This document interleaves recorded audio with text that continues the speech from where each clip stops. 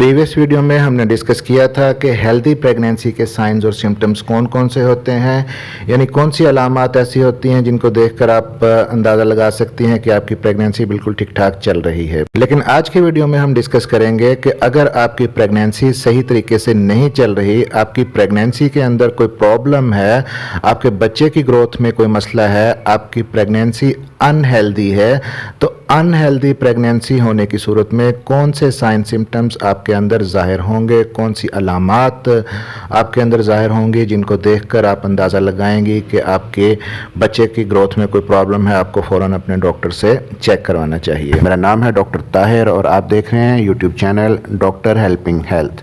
इस चैनल पर general health issues के बारे में, मेल और फीमेल हेल्थ इश्यूज़ के बारे में और इसी तरह हमल से पहले के मसाइल, हमल के दौरान के और हमल के बाद के जितने मसाइल हैं उनके बारे में बहुत डिटेल्ड वीडियोस आपके लिए मौजूद हैं। तो चैनल को सब्सक्राइब ज़रूर कर लीजिएगा और बेल नोटिफिकेशन ऑन कर लीजिएगा ताकि नई आने वाली वीडियो आप तक पहुंच सके। तो उसमें सबसे पहली जो चीज़ है जिस पे आपने गौर करना है वो है प्रेगनेंसी सिम्टम्स।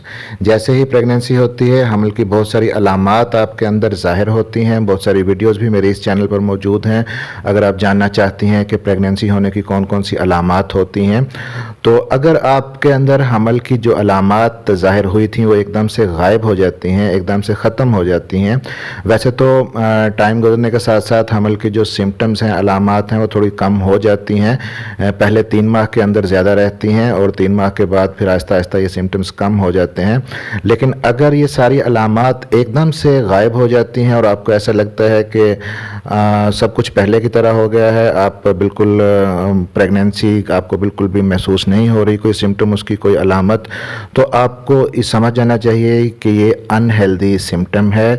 आपके अंदर कोई ना कोई हार्मोन्स का इशू आ गया है। जो प्रेगनेंसी के जो हार्मोन्स थे जैसे कि बीटा एससीजी वगैरह है, उसका लेवल आपके अंदर मे बी के ड्रॉप कर गया हो, जिसकी वजह से आपके बच्चे के साथ इशू आ सकता है। तो आपको फ़ौरन अपने डॉक्टर से कंसल्ट करना चाहिए। दूसरी जो चीज़ होती है वो है अक्सर ख़वातीन के अंदर हमल के शुरू के अंदर जो एक ख़ास अलामत होती है वो है ब्रेस्ट के अंदर टेंडरनेस होना, हाथ लगाने पे ब्रेस्ट का दर्द करना, ब्रेस्ट थोड़ी फुलफिल हो जाती है और ब्रेस्ट का साइज़ भी बढ़ जाता है। तो अगर ये सिम्टम भी एकदम से गायब हो जाए, आपके ब्रेस्ट का साइज़ भी एकदम से कम हो जाए, पहले जैसा हो जाए, तो इसको भी इग्नोर नहीं करना चाहिए। मे बी के अगेन आपके हार्मोन्स के अंदर प्रॉब्लम हो रहा है, जो प्रेगनेंसी के हार्मोन्स हैं वो ड्रॉप कर गए हों, अनहेल्दी ये साइन है। इसको भी आपको फ़ौरन अपने डॉक्टर से चेकअप करवा लेना चाहिए। फिर तीसरे नंबर पर जो चीज़ है जिस पर आपने ध्यान देना है वो है आपके पेट का साइज़। आपने इस चीज़ का ख्याल रखना है कि आपकी बेली का साइज़ प्रेगनेंसी के साथ साथ नॉर्मली बढ़ रहा है या नहीं, या बहुत तेज़ी से एकदम बढ़ गया है या बहुत तेज़ी से कम हो गया है। अमूमन तीसरे महीने के बाद पेट का साइज़ है वो बढ़ना शुरू हो जाता है। लेकिन अगर आपकी बेली का साइज़ एकदम से कम हो गया है या एकदम से ज़्यादा हो गया है तो इसमें इशू हो सकता है, ये एक अनहेल्दी साइन हो सकता है। क्योंकि आजकल ख़वातीन के अंदर जो बच्चे की थैली होती है, एमनियोटिक सैक जिसे कहा जाता है, तो एमनियोटिक फ्लूइड के बहुत ज़्यादा होने का या बहुत कम होने का अंदेशा होता है। दोनों सूरतें ख़तरनाक हो सकती हैं और दोनों सूरतों में आपको अनहेल्दी साइन इसको समझकर अपने डॉक्टर से अल्ट्रासाउंड करवा लेना चाहिए। फिर अगला जो साइन होता है अनहेल्दी प्रेगनेंसी का वो है आपका ब्लड प्रेशर और शुगर। इन दोनों चीज़ों को आपको थ्रू आउट अपनी प्रेगनेंसी मॉनिटर करना चाहिए, क्योंकि अगर आप पहले आपको ब्लड प्रेशर या शुगर का मर्ज़ नहीं भी है तो प्रेगनेंसी के दौरान आपको स्पेशली इन चीज़ों का ख्याल रखना चाहिए। क्योंकि ब्लड प्रेशर अगर आपका हाई होने लग जाता है तो आपको डिलीवरी के टाइम पे कुछ कॉम्प्लिकेशंस हो सकती हैं, या आपके बच्चे को नुकसान हो सकता है, या आपके बच्चे की ग्रोथ डिस्टर्ब हो सकती है, मिस कैरेज भी हो सकता है। इसी तरह शुगर जो है वो भी प्रेगनेंसी के दौरान बाज़-औक़ात हो जाती है, जिसे जेस्टेशनल डायबिटीज़ कहते हैं। तो उसकी वजह से बच्चे की जो थैली का पानी है वो बहुत ज़्यादा बढ़ जाता है, तो ये भी कॉम्प्लिकेशंस पैदा करता है। तो अगर आपके ब्लड प्रेशर और शुगर में कोई इशू है तो इसको अनहेल्दी साइन समझें और इसको फ़ौरन इसका ट्रीटमेंट करवाएं। फिर नंबर 5 पे जो साइन है जो आपने देखना है उसे प्लेसेंटा प्रीविया कहा जाता है।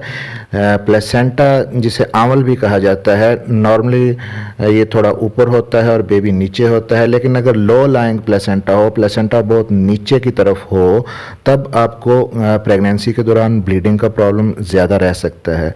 और प्लेसेंटा प्रीविया की वजह से टाइम से पहले पैदाइश हो सकती है, प्री मैच्योर लेबर हो सकती है।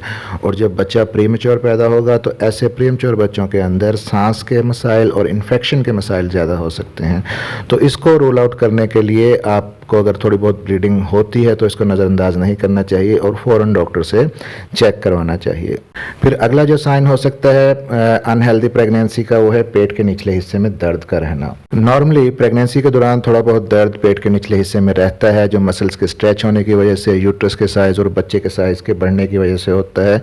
लेकिन अगर दर्द एकदम से ज़्यादा हो जाता है और पेट के निचले हिस्से के साथ साथ दर्द पीछे की तरफ, कमर की तरफ भी जाने लग जाता है और इसके साथ साथ आपको ब्राउन डिस्चार्ज की शिकायत होती है और साथ साथ आपको ब्लीडिंग की भी शिकायत होती है, तो ये एक वार्निंग साइन हो सकता है, ये एक अनहेल्दी साइन हो सकता है, मिस कैरेज आपको हो सकता है। आपको फ़ौरन डॉक्टर से चेकअप करवा लेना चाहिए। फिर नंबर 7 पे जो साइन है वो आपने देखना है, वो है बच्चे की मूवमेंट, बच्चे की हरकत। अमूमन 5वें महीने के बाद बच्चे की हरकत महसूस होना शुरू होती है और बाज़ ख़वातीन को छठे माह के शुरू में बच्चे की हरकत महसूस होना शुरू हो जाती है।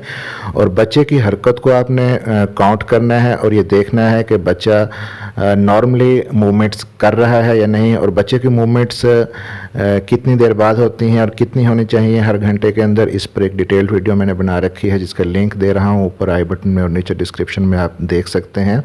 तो अगर कभी ऐसा हो कि आपको महसूस हो कि 24 घंटे तक बच्चे की बिल्कुल भी कोई मूवमेंट नहीं है, तब भी आपको फ़ौरन डॉक्टर से चेकअप करवाना चाहिए, अल्ट्रासाउंड करवाना चाहिए, ताकि अर्ली डिटेक्ट हो सके कि बच्चे की मूवमेंट प्रॉपर है या नहीं। फिर अल्ट्रासाउंड पे एक और साइन देखा जाता है जिसे हम कहते हैं फंडल लेंथ।